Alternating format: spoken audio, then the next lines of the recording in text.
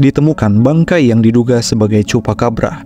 Nama chupacabra berasal dari bahasa Spanyol. Chupa berarti menghisap dan cabra yang berarti kambing, sehingga chupacabra dapat diartikan sebagai penghisap kambing. Mereka mendapatkan nama tersebut sebab makhluk ini sering disebut menyerang kambing di peternakan untuk dikonsumsi darahnya. Chupacabra sering disebut sebagai makhluk legendaris yang dikabarkan menghuni sebagian wilayah benua Amerika dan pertama kali terlihat di wilayah Puerto Rico. Chupacabra digambarkan menyerupai anjing tetapi tidak berbulu dengan mata berwarna merah.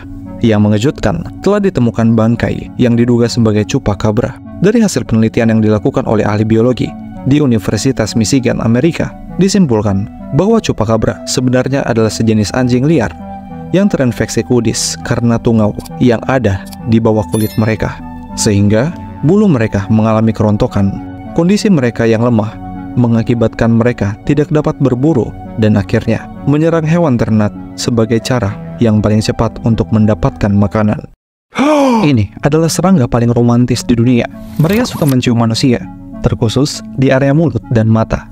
Tapi efek ciumannya sangat berbahaya. Serangga ini dikenal sebagai kissing bug atau serangga tukang cium. Mereka suka mencium sambil menyedot darah, kemudian buang air besar di dekat gigitannya. Alasan serangga ini sering menggigit area sekitar mulut, sebab mereka tertarik pada karbon dioksida yang manusia keluarkan. Sebenarnya, ciuman dan gigitan kissing bug tidak menyakitkan. Namun, kotorannya membawa parasit yang menyebabkan penyakit Chagas yang dapat menyebabkan pembengkakan. Chagas juga bisa memicu gangguan pada jantung. Bahkan WHO menetapkan tanggal 14 April sebagai Hari Penyakit Chagas sedunia. Mereka sering ditemukan di tumpukan kayu dan dapat dijumpai di wilayah tropis Amerika Selatan. Serangga kissing bug biasanya aktif pada malam hari. Spesies ini tertarik pada panas tubuh dan nafas dari manusia maupun sesama hewan. Mereka bisa menghasilkan 1000 telur selama dia hidup. Ditemukan spesies ngengat yang menghisap darah di Siberia. Penemuan ini mengejutkan karena ngengat umumnya hanya memakan sari buah dan bukan darah. Tetapi berbeda dengan ngengat vampir atau vampir maut. Ngengat vampir termasuk dalam genus Calyptra yang terdiri dari 17 spesies. Mereka memiliki mulut menyerupai nyamuk yang bisa menghisap darah hewan lain. Darah favoritnya berasal dari hewan ternak, namun terkadang juga manusia. Berbeda dengan nyamuk, ngengat jantanlah yang suka menunjukkan perilaku tersebut. Diperkirakan, alasan ngengat jantan melakukan hal tersebut adalah demi sang pujaan hati. Ilmuwan memperkirakan sang jantan berupaya mendapatkan garam lebih banyak. Garam kemudian akan ditransfer melalui sperma ke ngengat betina saat kawin. Kandungan mineral dari asupan darah bermanfaat untuk perkembangan larva muda yang hanya memakan daun. Mineral yang didapatkan akan menambah pasokan sodium yang tidak banyak diperoleh dari daun. Ada juga hipotesis yang menyatakan bahwa perilaku tersebut merupakan perkembangan dari ngengat setelah sebelumnya menusuk dan menghisap sari buah, berubah menjadi menghisap darah. Ini adalah semut Dracula. Mereka mendapatkan nama tersebut sebab kebiasaannya yang sangat horor. Selain itu, menurut sebuah studi University of Illinois, semut Dracula atau Mysterium camillai dapat mengatupkan rahangnya 5.000 kali lebih cepat daripada kedipan mata manusia atau secepat 320 km per jam, menjadikan semut Dracula sebagai hewan dengan gerakan tercepat di planet ini.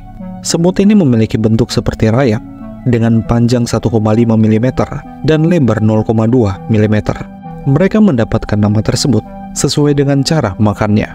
Semut Dracula akan mengandalkan kecepatan rahangnya saat berburu dan menghisap darah mangsanya. Predator bawah tanah ini juga bahkan menghisap darah dari larvanya sendiri. Perilaku ini dikenal sebagai kanibalisme non-destruktif atau kanibalisme yang tidak merusak. Larva tersebut akan mengalami syok, tetapi mereka tetap hidup. Larva semut Dracula memang harus melakukan pengorbanan tersebut agar koloninya tetap bertahan. Koloni semut Dracula bersarang di tanah atau di bawah kayu yang lapuk. Koloni mereka terdiri dari beberapa ratus jantan dan ribuan pekerja. Semut ini dapat ditemukan di Australia, Afrika tropis, dan Asia Tenggara.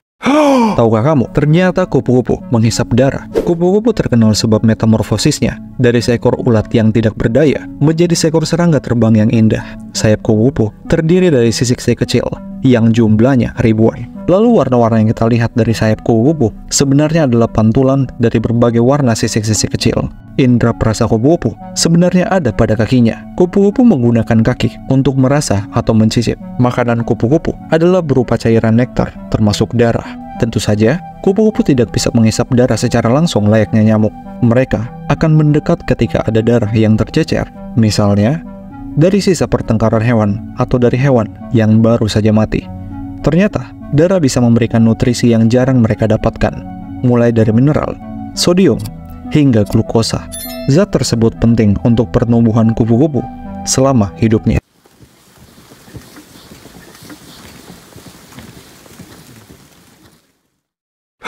Ini adalah katak paling aneh yang baru saja ditemukan. Spesies katak yang tidak biasa ini ditemukan di wilayah selatan Vietnam. Namanya adalah katak terbang vampir atau vampire flying frog. Mereka dijuluki vampir karena wujud berudu atau kecebongnya yang memiliki taring panjang berwarna hitam. Katak yang satu ini berbeda dari lainnya. Mereka hidup di atas pohon dan sama sekali tidak pernah turun. Oleh karena itu, berudu dibesarkan di dalam batang pohon yang diberi air oleh sang induk.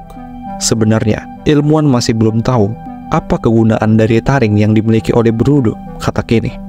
Namun menurut spekulasi, berudu menggunakannya untuk menyobek batang pohon tempat mereka hidup. Katak dewasa menggunakan selaput di jari-jarinya untuk meluncur di antara pucuk pohon.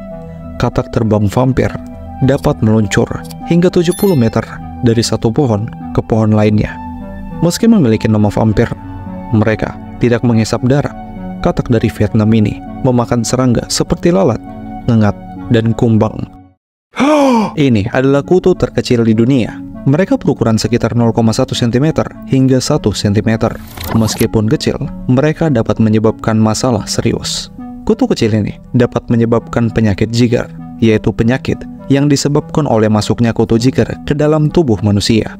Penyakit ini sering terjadi di Afrika, negara-negara Amerika Latin, hingga Karibia. Kutu ini bisa masuk ke kulit manusia dan memakan daging dari dalam. Kutu betina bahkan bisa meletakkan telurnya di dalam, sehingga larvanya akan menetas di balik kulit manusia. Mereka suka bersembunyi di dalam pasir. Kutu jigar akan menunggu manusia menginjaknya. Mereka kemudian akan menempel dan bergerak masuk ke kulit manusia. Setelah itu, jigar akan mengubur kepalanya di dalam daging manusia. Jika tidak ditangani dengan baik, penyakit ini dapat mengakibatkan masalah fatal, seperti amputasi. Satu-satunya cara untuk mencegah penyebaran jigar adalah dengan menjalani pola hidup yang bersih. Sedangkan untuk penanganan pertama ketika diserang jigar, yakni dengan menyiram bensin atau parafin. Jika kamu berpikir ikan piranha adalah ikan paling menakutkan dari sungai Amazon, maka kamu salah. Ikan kecil inilah yang paling ditakuti di sungai Amazon. Mereka adalah ikan kandiro, ikan parasit dari sungai Amazon. Ikan kandiro memiliki bentuk tubuh layaknya ikan lele tak bersisik dan memiliki panjang 3 hingga 5 cm. Meskipun ada jenis kandiro paus yang dapat tumbuh hingga 30 cm. Mereka mempunyai gigi kecil tajam di sekitar mulutnya yang digunakan untuk menghisap darah mangsanya. Ikan kandiro dapat mendeteksi urin yang dikeluarkan oleh manusia atau mangsanya. Dia akan berenang menuju sumber urin dan masuk ke dalam kemaluan. Mereka akan menancapkan dirinya dan menghisap darah dari dalam sana. Di alam liar, mereka akan menempelkan diri pada insang inangnya. Sekali makan, kandiro membutuhkan 30 hingga 145 detik sebelum ia akhirnya melepaskan inangnya. Dan ketika lapar, dia akan melakukan hal tersebut kembali. Jika biasanya katak akan memangsa serangga, tetapi serangga ini justru melakukan hal yang sebaliknya. Ini adalah kumbang epomis, sang pemangsa katak. Saat menjadi larva, kumbang epomis berburu dengan cara memancing katak untuk memangsanya. Karena katak adalah pemakan serangga, biasanya mereka akan terpancing untuk menyerang. Saat itulah, kumbang epomis akan menancapkan taringnya di mulut si katak dan menghisap cairan tubuh si katak hidup-hidup hingga akhirnya ia mati. Pada saat sudah dewasa pun, kumbang epomis tetap memburu katak. Mereka akan memancing katak dengan membuat gerakan-gerakan yang menarik perhatian katak. Ketika katak tertarik dan mendekat, kumbang epomis akan melompat ke katak, menyuntikkan bisa yang dapat melumpuhkan si katak. Lalu, kumbang ini akan memakannya hidup-hidup. Karena cara berburunya yang efektif, kumbang Epomis hampir selalu berhasil mendapatkan mangsanya.